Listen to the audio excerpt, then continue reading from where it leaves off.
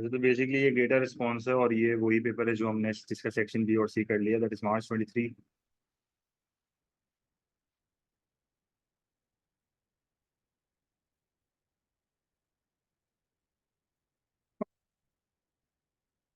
Paper 4 variant 2। सही है।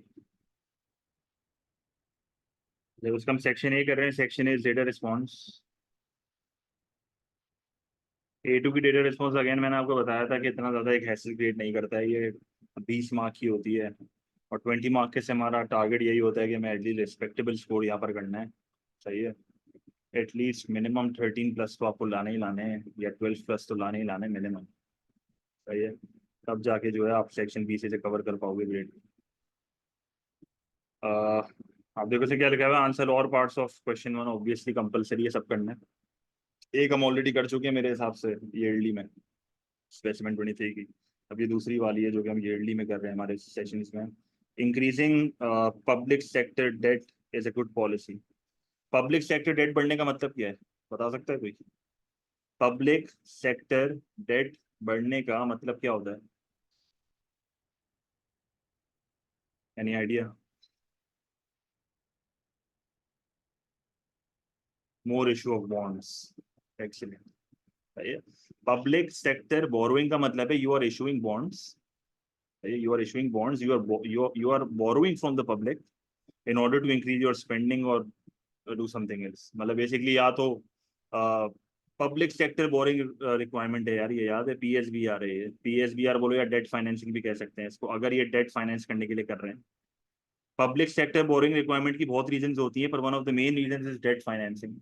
जब गवर्नमेंट का बजट डेफिसिट होता है ना, तो उस बजट डेफिसिट को कवर करने के लिए पब्लिक से बोरो किया जाता है, क्योंकि टैक्स जो है वो इनफ नहीं होता to spend in the economy. तो increasing public sector debt is a good policy. Public sector boring requirement, तो बॉन्ड्स इशू करते हैं, बॉन्ड्स इशू करके जो है वो लोगों को बॉन्ड्स देते हैं, लोगों से पैसा ले लेते हैं। ठीक है। और वो पैसा फिर जो है स्पेंड करते हैं। अब किस फॉर्म में स्पेंडिंग हो रही है वो हम देखते हैं, केस में हमें बताई भी होंगी चीजें। Politicians do not usually think it a success it a usually think it as a, क्या लिखा हुआ है, politicians do not usually think it is a success to borrow। ये इंग्लिश सही लिखी है या मेरे दिमाग में चल रहा है? Politicians do not usually think it is a success to borrow a large amount of money, but in June 2020, when the economy was approaching a recession, recession क्या होता है? A fall in the real GDP। recession क्या होता है? A fall in the real GDP for over 2 quarters। जब दो quarter तक, एक क्वार्टर में कितने महीने होते हैं? 3। जब 6 महीने तक लगातार जो है एक कंट्री का रियल जीडीपी गिरता है, तो we say that the country is facing a recession. It is a downward, it is a downturn in the economic cycle. जो नीचे वाला बिजनेस साइकिल जो होती है, उसमें नीचे वाला जो होता है ना, वो रिसेशन होता है। The United Kingdom borrowed 5 times as much as it did in June 2019। This made the government debt only just a little less than the total size of the economy। मतलब बहुत ज्यादा बोरोइंग हो रही है। सही है। ले रहे चीज। नहीं नहीं भाई, 12 महीने में 4 क्वार्टर्स होते हैं ना, 4 क्वार्टर्स होते हैं ना, 3 महीने होते हैं। The ratio of public sector debt to gross domestic product was 99.6%। अब ये debt to public sector debt to GDP का मतलब क्या है, कि जीडीपी का कितना प्रोपोर्शन पब्लिक डेट है। जैसे अगर फॉर एग्जांपल एक इकोनॉमी की जीडीपी $1 मिलियन की है, तो इसमें से कितना हिस्सा पब्लिक सेक्टर बोरिंग रिक्वायरमेंट्स है, मतलब बेसिकली एक रेशियो निकालते हैं। It was the highest figure for 60 years। तो this is the point to be noted। It was the highest figure in for 60 years। हम उसको आंसर में यूज कर सकते हैं। Public sector net borrowing is shown in figure 1। ये figure 1 आप देखो, यहाँ पर इससे साइड पे मेरे को वैल्यूज दी हुई हैं। 60 billion is the highest amount जो इस ग्राफ में है, 0 इज द लोएस्ट अमाउंट।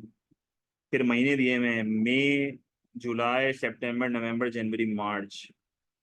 सही है। तो ये मुझे इसने क्वार्टर्स दिए हुए हैं। ये एक क्वार्टर है, मई से लेके जुलाई, फिर ये हो गया, फिर ये हो गया, मतलब मल्टीपल क्वार्टर्स दिए हुए हैं। अब ग्राफ रीड करने का तरीका सिर्फ इतना है कि तुम खाली स्टार्टिंग पॉइंट और एंडिंग पॉइंट देखो, और स्टार्टिंग पॉइंट और एंडिंग पॉइंट से देखिए पता चल रहा है कि एक ग्रेजुअल इंक्रीज आ रहा है डेट के ऊपर, और ये बढ़ता ही चला जा रहा है। 10 बिलियन से ये शुरू हुआ था, नियर टू 60 बिलियन ही एंड हुआ है। अच्छा भाई। Borrowing is what government ought to be doing in a recession. जाहिर सी बात है, रिसेशन में बोरोइंग करनी पड़ती है, क्योंकि आप पब्लिक से बोरो करके गवर्नमेंट स्पेंडिंग बढ़ाते हो, जिसकी वजह से एग्रीगेट डिमांड बढ़ती है और आप इकोनॉमी को रिसेशन से कवर करवा के जीडीपी को बढ़ाते हो, क्योंकि रिसेशन के टाइम पे एडी बढ़ाना पड़ता है आपको in order to finance the spending used to boost aggregate demand. बिल्कुल देखो लिखा हुआ भी है. The question in 2020 was how long could the borrowing of such large amounts continue. मतलब कब तक ये borrowing आप करते रहोगे, सस्टेनेबल है कि नहीं है ये. There can be problems with the large public sector debt. भाई प्रॉब्लम्स तो होंगी, सही है. इतना ज्यादा पब्लिक सेक्टर से बोरो करोगे तो प्रॉब्लम्स तो होंगी. N expansion of government borrowing might increase interest rate if investors require more compensation because they think the risk of holding government bonds has increased. लोगों में डर आना शुरू हो जाता है कि भाई गवर्नमेंट जो है वो इतना ज्यादा क्यों हमसे बोरो कर रही है. और आपको शायद याद हो, हमने ये चीज पढ़ी थी कि जब गवर्नमेंट पब्लिक से बोरो करती है, फेलियर ऑफ फिस्कल पॉलिसी, आपको याद होगा हमने पढ़ा था कि जब गवर्नमेंट लोगों से बोरो करके बार बार अपनी स्पेंडिंग बढ़ा रही होती है ना, तो फिर एग्रीगेट डिमांड बढ़ती है. उस एग्रीगेट डिमांड के बढ़ने की वजह से इकोनॉमी का जो प्राइस लेवल है वो बढ़ जाता है. और इस प्राइस लेवल के बढ़ने की वजह से people need more money to buy the same amount of goods which leads to a rise in the liquidity preference. सही है. People want to hold money in order to spend. तो money demand जो है वो बढ़ जाती है. And हम अज्यूम करते हैं कि मनी सप्लाई रिमेन्स अनचेंज, तो शॉर्टेज ऑफ लिक्विडिटी हो जाती है इकोनॉमी में, which leads to a rise in the rate of interest. सही है. और जब इंटरेस्ट रेट जो है वो बढ़ जाते हैं तो उसकी वजह से क्राउड आउट होना शुरू हो जाता है, फाइनेंशियली फाइनेंशियल क्राउडिंग आउट होना शुरू हो जाती है. क्योंकि उस टाइम पे क्या होता है कि जब इंटरेस्ट रेट बढ़ जाता है तो इससे जो है वो कंजम्पशन और इन्वेस्टमेंट जो है वो कम होना शुरू हो जाती है, which leads to a fall in aggregate demand. जो desired effect you are expecting from increasing government spending वो हमें नहीं मिलता. तो this is what failure of fiscal policy is, कि आप स्पेंडिंग बढ़ाते हुए ये सोचते हो कि एडी बढ़ जाएगा, पर ये पैसा क्राउड आउट हो जाता है, फाइनेंशियल क्राउडिंग आउट हो जाती है, फंस जाता है एक जगह पे पैसा. और प्राइस लेवल बढ़ने की वजह से लोग मनी की डिमांड बढ़ाते हैं, जिससे इंटरेस्ट रेट बढ़ता है. और उस इंटरेस्ट रेट के बढ़ने की वजह से जो डिजायर्ड इफेक्ट आना चाहिए था वो नहीं आता, क्योंकि एडी जो है वो वापस से गिर जाता है. क्लियर है ये चीज. और इसने आगे लिखा हुआ भी है कि this increase in this interest rate rise would affect the rest of the economy, जो कि obviously होगा, एडी कम होगा. क्लियर है यहाँ तक.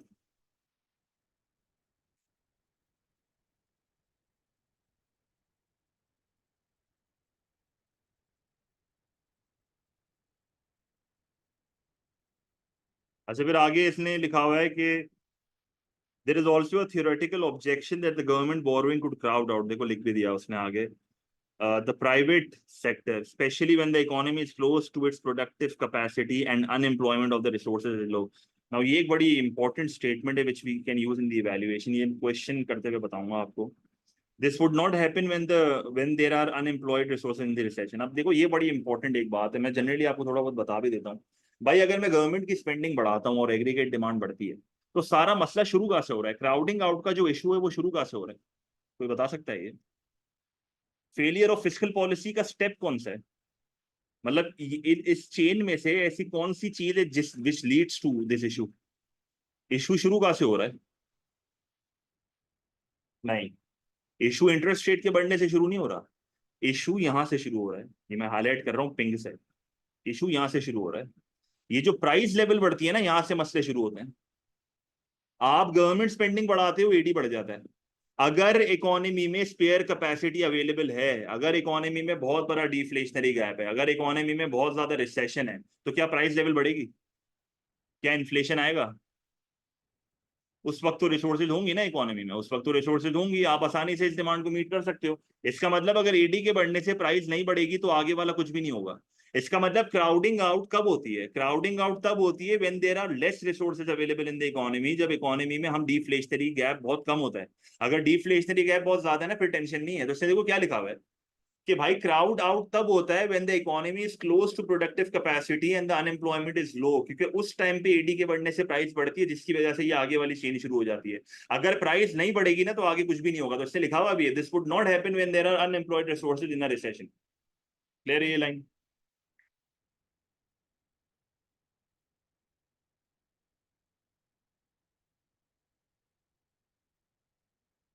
अच्छा आगे. The UK finance minister suggested that the high ratio of public sector debt to GDP was justified. अब ये कह रहा है ये justified है.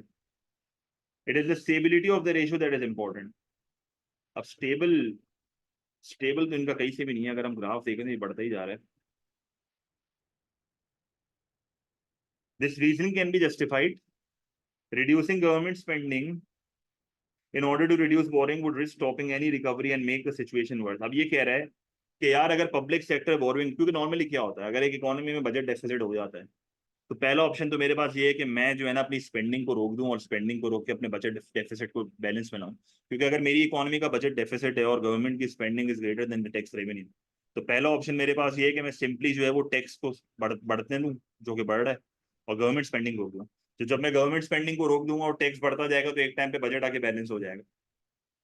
अब ये कह रहा है कि ये करना रिस्की है, गवर्नमेंट स्पेंडिंग को कंटिन्यू रखो, अगर आपने रोक दिया बोरोइंग नहीं करी तो जो रिकवरी हो रही थी वो भी नहीं होगी, और ये कह रहा है सिचुएशन वर्स हो जाएगी। तो ये इस तरीके से इस चीज को जस्टिफाई कर रहे हैं कि अगर रोक दी और डेफिसिट को खत्म करने की कोशिश करी थ्रू टैक्स तो फिर मसला हो जाएगा, तो बोरोइंग करना जरूरी है।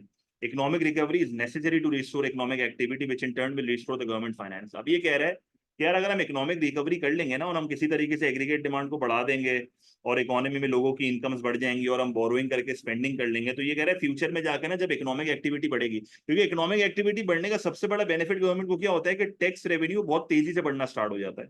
तो टैक्स रेवेन्यू जब बहुत तेजी से बढ़ना स्टार्ट हो जाएगा तो एक टाइम ऐसा आएगा कि it will exceed the government spending या उसके बहुत करीब आ जाएगा, तो कहीं ना कहीं हमारी इकोनॉमी के जो फाइनेंसेस है वो रिस्टोर होना स्टार्ट हो जाएंगे। तो ये लोग ऑप्टिमिस्टिक है इस चीज को लेके।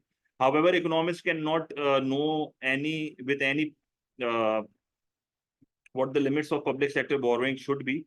However, economists cannot know with any precision what the limits of public sector borrowing should be. इनको पता नहीं है कि कितनी public sector borrowing होनी चाहिए। For many years, Japan has maintained a ratio of public sector debt to GDP for over 200% with no difficulty. अब ये इसको इस तरीके से जस्टिफाई कर रहे हैं कि यार जापान भी तो कर रहा है और जापान का तो 200% है, हमारा तो 99.6% है, तो वो तो मैनेज कर रहा है तो हम भी कर सकते हैं। But what is suitable for Japan may not be suitable in a different type of economy. आप कह रहे हैं कि हर वो चीज जो जापान कर रहा है वो हम थोड़ी कर सकते हैं। क्लियर है चीज? केस क्लियर हो गया? सवाल पे आते हैं। तो मसला है केस में, क्योंकि मैं केस पे बार बार नहीं आऊंगा, मैं डायरेक्ट क्वेश्चन करूंगा। तो केस से रिलेटेड कोई क्वेश्चन हो तो फिर पूछ लेना, मेरे को तो याद हो गया। अब पार्ट ए में इसने क्या बोला है, what is meant by a recession. 3 mark का सवाल है। अब मसला यहाँ पर क्या है, ये 3 मार्क का सवाल है, तो आपको क्या क्या कीवर्ड्स यहाँ पर लिखने पड़ेंगे। आप जो है जब उसको समझा रहे होगे तो आप क्या करोगे, आप सबसे पहले तो उसको बताओगे कि recession is the fall in real GDP, ये पहली स्टेटमेंट होनी चाहिए। फिर आप उसको बोलो for over 2 successive quarters.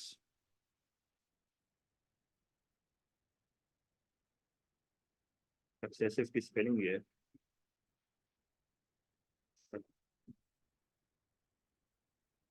Successive, यही है ना? सही, तो 2 सक्सेसिव क्वार्टर्स बेसिकली 6 महीने की बात हो रही है यहाँ पे। सही है। वो इसमें बेटे सवाल आएगा ना उसका, देखो ये सवाल देख लिखा हुआ है यहाँ पे, तो वो उसके साथ बता दूंगी। Fall in real GDP for over 2 successive quarters 6 months. अच्छा, फिर आप आगे ये भी लिख सकते हो कि नेगेटिव ग्रोथ होगी, नेगेटिव ग्रोथ होगी। सही है, तो आपने ये सारी इसको कीवर्ड्स दे दी। ठीक है। अच्छा, फिर आगे इसने क्या लिखा हुआ है कि 5 मार्क का सवाल है। रिसेशन क्लियर है ना, डेफिनेशन बड़ी सिंपल है। अच्छा, फिर इसने लिखा हुआ है एनालाइज बाय गवर्नमेंट्स बोरो, कह रहा है भाई एनालाइज करो कि गवर्नमेंट जो है वो क्यों बोरो करती है, and why it is said that a government should increase spending in a recession. मुझे बताओ पार्ट बी में क्या मुझे कंक्लूजन इवैल्यूएशन की जरूरत है? क्या पार्ट बी में कंक्लूजन इवैल्यूएशन की जरूरत है? सवाल के कीवर्ड हमेशा पढ़ा करो, the keyword here is analyse. तो एनालाइज में कोई जरूरत नहीं है, जो पूछ रहा है वो बता दो। तो एक सेगमेंट आपका ये होगा जिसमें आप बताओगे कि why governments borrow, and the other segment would be कि क्यों गवर्नमेंट जो है वो अपनी स्पेंडिंग बढ़ाना चाह रही है इन अ रिसेशन, के why should the government increase spending in a recession. तो पार्ट भी जब आप करोगे तो सबसे पहले तो इसको आप ये बताओ कि गवर्नमेंट जो है वो बोरो इसलिए करती है। मैं खाली पॉइंटर्स बना रहा हूँ, मेरे पास आंसर ऑलरेडी लिखे हैं, तो मैं दिखाऊंगा एंड। तो बोरोइंग गवर्नमेंट करती है क्यों? Because they want to increase their spending. Government जो है वो बोरो क्यों करती है? Because they want to finance their budget deficit. Budget deficit क्या होता है? When spending is greater than tax. तो गवर्नमेंट बेसिकली क्या करती है कि इस बजट डेफिसिट को फाइनेंस करने के लिए बोरोइंग करती है। सही है। Borrowing is required to finance budget deficit. ठीक है, तो पब्लिक बोरोइंग करते हैं। अच्छा, अब क्यों eight the time of recession government spending को बढ़ाना चाहिए? गवर्नमेंट स्पेंडिंग को eight the time of recession इसलिए बढ़ाना चाहिए क्योंकि जी से जो है वो एडी बढ़ता है वाया अ मल्टीप्लायर। तो यू शुड नो दिस कि भाई आप A2 के स्टूडेंट हो, आप सिंपली ये नहीं लिख सकते कि जी बढ़ेगा तो एडी बढ़ जाएगा। मल्टीप्लायर थोड़ा समझाना और बोलना कि इससे जीडीपी जो है वो बढ़ेगी और इकोनॉमी में एक तरह से एक्चुअल ग्रोथ जो है वो आ जाएगी। मतलब पूरी चेन यहाँ पर समझाओगे। क्या समझाओगे? मैं चेन बोल रहा हूँ, आंसर में लिखी हुई है। आप उसको ये समझाओगे कि गवर्नमेंट अपने प्लान्ड एक्सपेंडिचर्स को बढ़ाती है ताकि इकोनॉमी में जो है ना वो मल्टीप्लायर हो, एडी बढ़े, प्रोडक्शन बढ़े, डिमांड फॉर लेबर बढ़े, अनएम्प्लॉयमेंट कम हो, इनकम्स बढ़े, आउटपुट बढ़े, चेन पूरी बनेगी आगे। फिर टैक्स रेवेन्यू बढ़े, तो ये सारी चीजें यहाँ पर होंगी, फिर जीडीपी बढ़ जाएगा। तो एंड में आपका आंसर जीडीपी पे आके रुकेगा बिकॉज आप रिसेशन से रिकवर कर रहे हो। तो बड़ा आसान सवाल है। फिर यहाँ पर एक्चुअल ग्रोथ हो रही है because G is part of AD and AD का बढ़ना है एक्चुअल ग्रोथ। हाँ, अगर गवर्नमेंट इंफ्रास्ट्रक्चर स्पेंडिंग कर रही है तो कुछ हद तक आपका पोटेंशियल बढ़ जाएगा। पर आपको ये चीज दिमाग में रखनी पड़ेगी कि रिसेशन के टाइम पे आपको पोटेंशियल ग्रोथ की फिक्र नहीं होती है, एक्चुअल ग्रोथ की फिक्र होती है। At the time of recession you don't want to shift your PPC to the right, आपको एक्चुअल बढ़ाना होता है, पीपीसी के अंदर बढ़ाना होता है। फिर अच्छा, पार्ट सी में ये क्या कह रहा है? पार्ट सी में कह रहा है consider what is meant by the phrase government borrowing could crowd out the private sector. अब ना क्राउडिंग आउट हमने जो पढ़ी है ना मेजोरिटी वो फाइनेंशियल क्राउडिंग आउट है, पर एक और क्राउडिंग आउट भी होती है, that is resource crowd out. मैं आपको ये जरा क्वेश्चन बड़ा डिटेल में करा रहा हूँ, एक बार सवाल वापस पढ़ लो। कंसिडर का वर्ड है, तो कंसिडर का मतलब है अपने को लाजमी तौर पे जो है वो क्या करनी है। एक बार फिर ये सवाल पढ़ लो।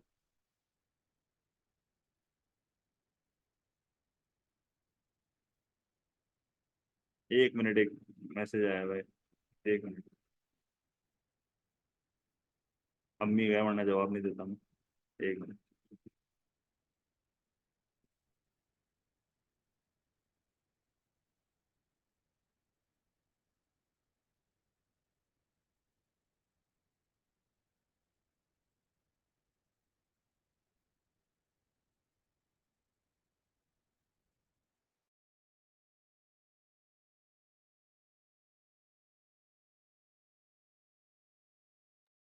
अच्छा, अब इसमें क्या लिखा हुआ है? Consider what is meant by the phrase government borrowing could crowd out the private sector. अब देखो एक चीज को यहाँ समझो कि कंसिडर का वर्ड लिखा हुआ है। कंसिडर का मतलब है कि इवैल्यूएशन लाजमी तौर पे यहाँ पर देनी है, आपको एंड में कंक्लूड करना है कि क्राउड आउट होगा कि नहीं होगा। और सबसे अच्छी बात यह है कि उसने केस में बता दिया था कंक्लूजन। क्या इस सवाल का कंक्लूजन बता दो मेरे को। चलो पहले सवाल करने से भी पहले कंक्लूजन बता दो। कंक्लूजन किया है यहाँ पे केस में, मैंने अभी समझाया था आपको। ये किस पे डिपेंड करता है? गवर्नमेंट की बोरोइंग से क्राउड आउट होगा नहीं होगा किस पे डिपेंड करता है? ये डिफ्लेशनरी गैप पे डिपेंड करता है, जो भी हमने डिस्कस किया था। ले रहे? स्पेयर कैपेसिटी पे डिपेंड करता है, अवेलेबिलिटी ऑफ रिसोर्सेज पे डिपेंड करता है। अब सवाल करवा रहा हूँ ये। Consider what is meant by the phrase government borrowing could crowd out the private sector, 6 mark का क्वेश्चन है। अब जरा समझते हैं इसको। अब आप सबसे पहले उसको क्या बताओगे? आपको क्राउड आउट समझाना पड़ेगा, तो आप उसको क्राउडिंग आउट सबसे पहले बताओगे। अच्छा, क्राउडिंग आउट जो हमने मेजोरिटी ऑफ द टाइम पढ़ी है वो फाइनेंशियल क्राउडिंग आउट है। पर ये एक बड़ी बेसिक सी क्राउडिंग आउट है जिसका हल्का सा मैंने शायद जिक्र भी किया होगा कि क्राउडिंग आउट एक और भी होती है वेयर रिसोर्सेज रन आउट। क्योंकि आप इस चीज को समझो कि जब गवर्नमेंट अपनी स्पेंडिंग को बढ़ाती है, लेट से मैं कहता हूँ गवर्नमेंट अपनी स्पेंडिंग को बढ़ा रही है और स्कूल्स खोल रही है, हॉस्पिटल्स खोल रही है। अब जाहिर सी बात है टीचर और डॉक्टर्स की नौकरियां लगेंगी। इसका मतलब इकोनॉमी में टीचर्स कम होंगे, इकोनॉमी में डॉक्टर्स कम होंगे। अगर प्राइवेट सेक्टर को हायरिंग करनी है तो शायद उनको रिसोर्सेज ना अवेलेबल हो। अगर गवर्नमेंट किसी लैंड के ऊपर स्कूल बना लेगी तो प्राइवेट सेक्टर को वो लैंड नहीं मिलेगा। इसका मतलब जब आप पब्लिक सेक्टर स्पेंडिंग को बढ़ाते हो तो प्राइवेट सेक्टर स्पेंडिंग कुछ हद तक शायद कम हो जाए अगर रिसोर्सेज की अवेलेबिलिटी कम हो। मतलब आप खुद एक चीज सोचो कि एक इकोनॉमी स्पेयर कैपेसिटी के बहुत करीब है, एक स्पेयर कैपेसिटी बहुत कम है और पोटेंशियल के बहुत करीब है, और उस टाइम पे गवर्नमेंट अपनी स्पेंडिंग को बढ़ा रही है। अब आप खुद ये चीज सोचो ना, रिसोर्सेज पहले ही कम है, मजीद रिसोर्सेज कम हो जाएंगी तो फिर प्राइवेट सेक्टर को क्या मिलेगा? इसका मतलब क्या हुआ कि जब गवर्नमेंट अपनी स्पेंडिंग को बढ़ाती है तो resources run out and less resources are available for the private sector and less resources are available for the private sector. तो इसकी वजह से क्या होगा? एग्रीगेट डिमांड कम होगी कि एग्रीगेट सप्लाई कम होगी? सोच के बताना जरा।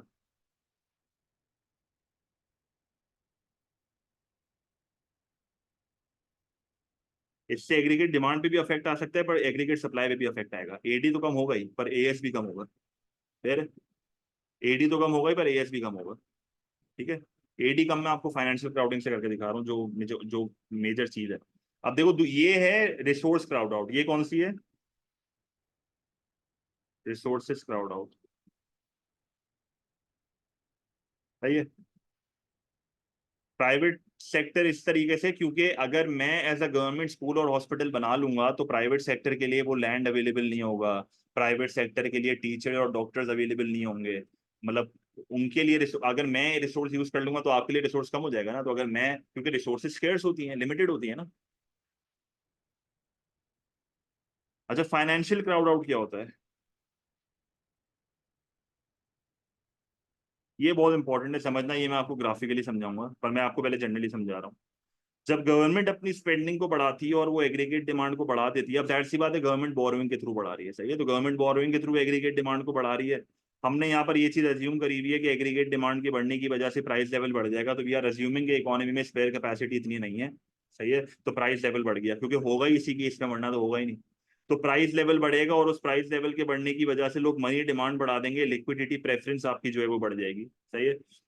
और यहाँ पर हम एक चीज अज्यूम करते हैं कि मनी सप्लाई जो है वो अनचेंज्ड है। अब जाहिर सी बात है मनी डिमांड बढ़ गई है, मनी सप्लाई अनचेंज है, लिक्विडिटी जो है ना वो एक तरह से इकोनॉमी में शॉर्टेज हो जाएगी, तो इंटरेस्ट बढ़ जाएगा। इंटरेस्ट के बढ़ने से फिर एग्रीगेट डिमांड गिरेगी, क्योंकि कंजम्पशन भी गिरेगी, इन्वेस्टमेंट भी गिरेगी। सही है। और उस एडी के कम होने से fiscal policy will become ineffective. Fiscal policy जो है वो इनफेक्टिव हो जाएगी।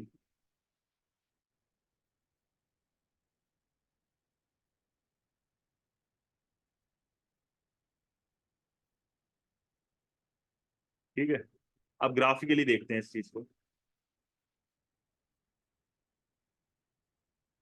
ये एग्रीगेट एक्सपेंडिचर है, ये रियल जीडीपी है,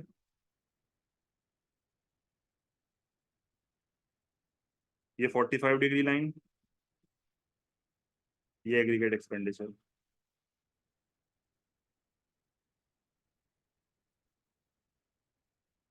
इसके बराबर में एक और डायग्राम बना रहा हूँ, मनी सप्लाई और मनी डिमांड का।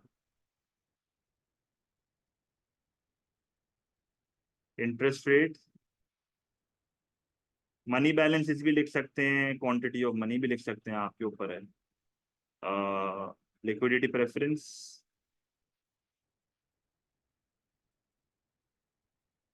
अच्छा, मैंने आपको बताया था ना, ऊपर वाले हिस्से में परफेक्टली इनइलास्टिक होता है और नीचे वाले हिस्से में थोड़ा फ्लैट हो जाता है लिक्विडिटी ट्रैप की वजह से, तो मैंने थोड़ा जनरल ऐसे ही बनाया है।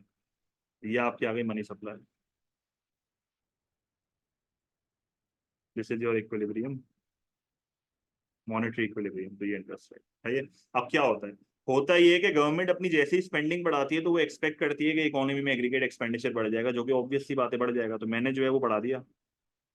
गवर्नमेंट जो एक्सपेक्ट कर रही थी हमने वो कर दिया, एग्रीगेट एक्सपेंडिचर को बढ़ा दिया। जैसे ही एग्रीगेट एक्सपेंडिचर बढ़ेगा इकोनॉमी में मल्टीप्लायर इफेक्ट होगा, जाहिर सी बात है मल्टीप्लायर इफेक्ट होगा तो रियल जीडीपी बढ़ जाएगी। सही है, तो मैंने जो है वो रियल जीडीपी को बढ़ा के दिखा दिया, मैं अंदर एरो बना रहा हूँ उसकी वजह है। सही है। अब जैसे ही इकोनॉमी में एग्रीगेट एक्सपेंडिचर बढ़ेगा तो गवर्नमेंट समझ रही थी हाँ भाई इकोनॉमी रिकवर कर गई, पर रियलिटी में क्या हुआ? रियलिटी में ये हुआ कि जैसे ही एग्रीगेट डिमांड बढ़ी, इस एग्रीगेट डिमांड के बढ़ने की वजह से इकोनॉमी में प्राइस लेवल बढ़ गई।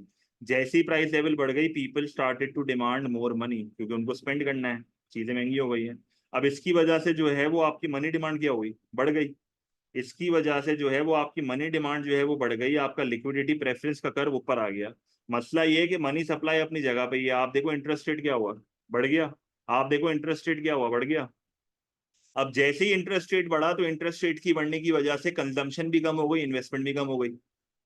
इसका मतलब एग्रीगेट एक्सपेंडिचर ऊपर तो गया पर वापसी नीचे आ गया। अब एग्जैक्टली उस पोजीशन पे नहीं आएगा पर थोड़ा सा नीचे आएगा। तो होगा क्या कि अब एग्रीगेट एक्सपेंडिचर नीचे आ गया due to a rise in interest rate, और मैं वाई टू पे आ गया। इसका मतलब क्या हुआ? मैं वाई वन से होता हुआ वाई टू पे आ गया। तो हमने क्या सोचा था कि यार अगर मैं गवर्नमेंट की स्पेंडिंग करूंगा तो मैं वाई से वाई वन आ जाऊंगा, रियलिटी में मैं सिर्फ यहां पर आया हूं। इसका मतलब मेरा जो नेट इफेक्ट है, मेरा जो नेट इफेक्ट है वो क्या है? This is my net effect, orange वाला। इसको बोलते हैं क्राउड आउट, कि डिजायर्ड इफेक्ट जो आप सोच रहे थे वो नहीं आया। फाइनेंशियल क्राउडिंग आउट ये होती है। क्लियर है ये चीज?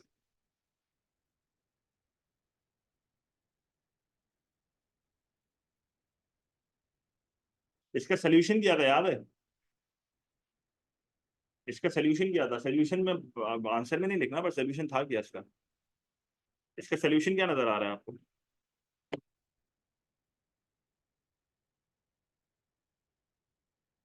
सोल्यूशन ये है कि मनी सप्लाई को बढ़ा दो। सोल्यूशन ये है कि मनी सप्लाई को बढ़ा दो और इंटरेस्ट रेट को अपनी ओरिजिनल पोजीशन पे लेके आ जाओ। इसका मतलब मॉनेटरी पॉलिसी, क्वांटिटेटिव ईजिंग करके मनी सप्लाई बढ़ानी पड़ेगी, इंटरेस्ट रेट को अपनी ओरिजिनल पोजीशन पे लाना पड़ेगा, तब जाके ये AE1 पे वापस आ जाएगा। ले रहे चीज।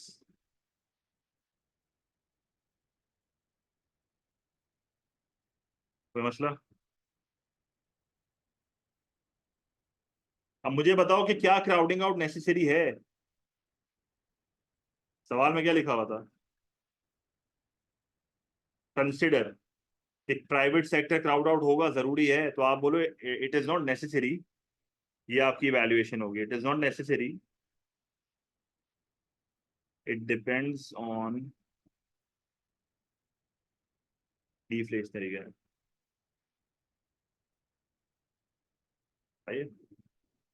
क्या गवर्नमेंट की स्पेंडिंग के बढ़ने से हमेशा प्राइस लेवल बढ़ेगी? क्योंकि प्राइस लेवल के बढ़ने से ही मसले होते हैं। तो नो। सही है। मैं आपको एक छोटा सा यहाँ डायग्राम बना के दिखाता हूँ।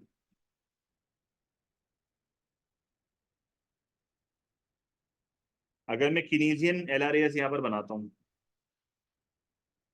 अगर मैं किनीजियन LRAS यहाँ पर बनाता हूँ, तो आप एक चीज नोटिस करो कि अगर लेट से मैं कहता हूँ कि मेरी इकोनॉमी करंटली AD पे है, यहाँ पर है। अब डिफ्लेशनरी गैप बड़ा है कि छोटा है, क्या लग रहा है?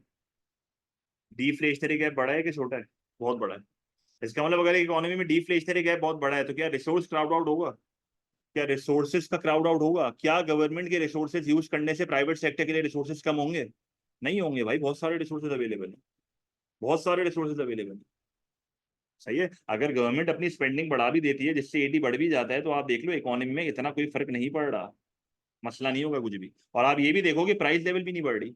और अगर प्राइस लेवल नहीं बढ़ी तो फाइनेंशियल क्राउड आउट भी नहीं होगा, क्योंकि अगर प्राइस लेवल नहीं बढ़ेगी तो इंटरेस्ट रेट नहीं बढ़ेगा, इंटरेस्ट रेट नहीं बढ़ेगा तो मनी डिमांड नहीं बढ़ेगी, मनी डिमांड नहीं बढ़ेगी तो सॉरी, प्राइस लेवल नहीं बढ़ेगी तो मनी डिमांड नहीं बढ़ेगी, मनी डिमांड नहीं बढ़ेगी तो इंटरेस्ट रेट नहीं बढ़ेगा, और जब इंटरेस्ट रेट नहीं बढ़ेगा तो क्राउड आउट नहीं होगा। सही है। तो आप बोलो depends on deflationary gap, no resource crowd out, no financial crowd out if the deflationary gap is too large. मतलब आप बोलो कि अगर इकोनॉमी में बहुत ज्यादा स्पेयर कैपेसिटी अवेलेबल है, तो उस सिनेरियो में नो रिसोर्स और फाइनेंशियल क्राउड आउट। ठीक है।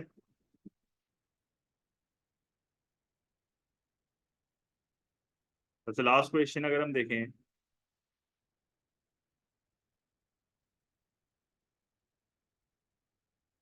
assess whether the evidence in the article makes a conclusive case that the high level of government borrowing is an effective policy। कह रहा है कि क्या गवर्नमेंट की बोरोइंग एक इफेक्टिव पॉलिसी है? क्या केस में ऐसा एविडेंस है? तो एंड में मुझे यस नो ही करना होगा कि एविडेंस है कि नहीं, और बड़ा आसान कंक्लूजन है इसका। या तो तुम अपनी मर्जी से बोल दो, बोलो भाई डेटा नहीं है, खत्म। सही है, अभी से कंक्लूजन बता दिया मैंने। सही है। लास्ट पार्ट जो है वो क्या कह रहा है कि क्या गवर्नमेंट की बोरोइंग करना एक अफेक्टिव पॉलिसी है? तो पहले तो आप बताओ व्हाई इट इज अफेक्टिव, कि भाई क्यों गवर्नमेंट की बोरोइंग करना जरूरी है, क्यों इट इज अफेक्टिव। तो पहले तो आप बोलोगे भाई ये इसलिए अफेक्टिव है क्योंकि गवर्नमेंट अपनी स्पेंडिंग को बढ़ाएगी, AD बढ़ेगा, बोरोइंग करके AD बढ़ेगा, तो मल्टीप्लायर इफेक्ट आएगा, मल्टीप्लायर इफेक्ट आएगा तो इकोनॉमी में जो है वो एम्प्लॉयमेंट बढ़ेगी। तो ये होना बहुत जरूरी है, अगर ये नहीं होगा तो मसला हो जाएगा। तो एम्प्लॉयमेंट बढ़ेगी, इकोनॉमी में जो है वो इनकम्स बढ़ेंगी। और उसने केस में ये चीज बोली भी है कि यार अगर आपने बोरोइंग नहीं करी और स्पेंडिंग नहीं बढ़ाया तो मसला हो जाएगा। तो आप बोलो केस में एक एविडेंस है कि ये करना जरूरी है। सही है। फिर आप यहाँ पर ये भी बोलो कि इफ, एक और पॉइंट हम लिख सकते हैं, हाँ, उसने एक और चीज बोली थी कि इकोनॉमी में अगर रिसेशन होगा तो रिसेशन के टाइम पे नहीं होगा मसला। रिसेशन के टाइम पे क्राउडिंग आउट वाला मसला थोड़ी होगा, तो फिर आप करो क्या मसला है। फिर एक और चीज आप लिखो कि गवर्नमेंट की स्पेंडिंग जब बढ़ती है, बोरोइंग करते हैं, तो इससे AD बढ़ता है, इससे इनकम्स बढ़ती हैं। ये मैं तेज इसलिए जा रहा हूँ क्योंकि हमने ये सारे पॉइंट डिस्कस कर लिए हैं, क्योंकि मसला है तो पूछ लो। हाँ, टैक्स रेवेन्यू बढ़ जाएगा। अगर टैक्स रेवेन्यू बढ़ जाएगा तो आपकी एबिलिटी टू पे बैक बढ़ जाएगी। तो there is not an issue अगर आप इसको हैंडल कर सकते हो। और यहाँ पर फिर आप इसको सपोर्ट करो जापान वाले पॉइंट से। आप बोलो जापान भी तो ये कर रहा है ना, जापान का तो 200% का डेट टू जीडीपी रेशो है। और आप एक और चीज बोलो कि केस में उसने बोला हुआ है कि अगर डेट टू जीडीपी का रेशो इज स्टेबल, भले जितना भी हो 1000% भी हो, अगर स्टेबल है तो मसला नहीं है। तो आप बोलो if it is stable then it is not an issue. पर उसने केस में बोला हुआ है कि 60 ईयर्स में वो सबसे हाईएस्ट है, तो स्टेबल नहीं है ना, ऊपर नीचे बहुत हो रहा है, ग्राफ से भी नजर आ रहा है, तो आप ग्राफ को भी लिंक कर सकते हो। फिर आप उसको ये भी बोलो कि भाई ये अफेक्टिव पॉलिसी नहीं है, ये अफेक्टिव पॉलिसी इसलिए नहीं है कि it is the highest in 60 years. सही है, आप क्या लिखोगे? It was high in 60 years, case में बोला हुआ था उसने। या आप लिख सकते हो कि भाई क्राउड आउट हो सकता है अगर रिसेशन ना हो, तो इंटरेस्ट रेट बढ़ेगा, एग्रीगेट डिमांड कम होगी, कंजम्पशन कम होगी, इन्वेस्टमेंट कम होगी। और आप उसको ये भी बोलो कि गवर्नमेंट स्पेंडिंग के बढ़ने से अगर प्राइस लेवल बढ़ रही है, if there is no recession, तो उस सिनेरियो में तो फिर उल्टा इन्फ्लेशन आ जाएगी, तो प्राइस लेवल बढ़ जाएगा, तो then it will be undesirable. सही है, तो वही आपने क्राउडिंग आउट वाला एज अ डिसएडवांटेज बताया। और फिर आपने ये भी बोला कि स्टेबल नहीं है, जो जो बातें ये लोग केस में कह रहे हैं वो सारी कॉन्ट्रडिक्ट कर रही है। वो खाली ख्याली पिलाओ बना रहे हैं कि स्टेबल होगा तो ये होगा, जापान कर रहा है तो ये होगा। आप बोलो यूके के साथ ऐसा सिनेरियो नहीं है। इससे यूके का कुछ बोला हुआ है वैसे? मतलब बोरो तो यूके ही कर रहा है ना, तो यूके की ही बात होगी वैसे। ओवरऑल आप उसको बोलो कि no no the data is not conclusive, आप बोलो इनकंक्लूसिव डेटा है। आप बोलो इनकंक्लूसिव डेटा है, उस डेटा को देख के हम ये डिटरमिन नहीं कर सकते कि भाई ये अच्छी पॉलिसी है कि नहीं है। बोलो भाई डेटा मिसिंग है, ज्यादा डेटा चाहिए, ऐसे कंक्लूजन ऐसे ही करा करो, उसके मुंह पे मार दो, बोलो नहीं है डेटा। सही है। तो पहला सवाल यहाँ पर हमारा था व्हाट इज द रिसेशन, तो मेरे ख्याल में ये बड़ा आसान क्वेश्चन है। सही है। Analyze why government borrow and why it is said the government should increase spending in recession, ये भी बड़ा आसान सवाल था, ये अच्छा सवाल है। अच्छा, इस सवाल में मैंने इवैल्यूएशन नहीं लिखी हुई है, तो इवैल्यूएशन आप ऐड कर देना, मैंने आपको बता दी थी डिफ्लेशनरी गैप वाली इवैल्यूएशन लिखनी है, तो थोड़ी जो है वो अपने हिसाब से जो है वो उसको समझा देना। सही है, तो इसको रीड कर लेना लाजमी तौर पे, ड्राइव पे इसकी पीडीएफ है। ये आपका लास्ट क्वेश्चन है। सही है, ये भी हमने लिख दिया, कंक्लूजन आप यहाँ पर पढ़ सकते हो, मैंने कह दिया कि इट इज इनकंक्लूसिव। सही है, समझ आ गया? अच्छी डेटा रिस्पॉन्स थी, मेरे हिसाब से मुश्किल थी थोड़ी।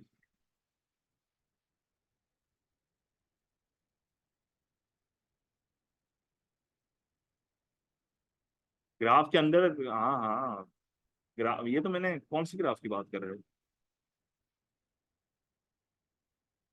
किस ग्राफ की बात कर रहे हो? ये वाले ग्राफ की बात कर रहे हो? हाँ हाँ, तो क्यों नहीं अलाउ होता भाई, मैंने जिस तरह डायग्राम्स बनाए उस तरह आप बना सकते हो, बस पेंसिल स्केल से बनाना, पेन से ना बनाना, टेढ़ी मेढ़ी ना बनाना, वरना फायदा नहीं है। AS O लेवल में फिर भी चल जाता था, वहां भी नहीं करना चाहिए असूलन तो, पर A2 में तो आप बहुत साफ बनानी है डायग्राम।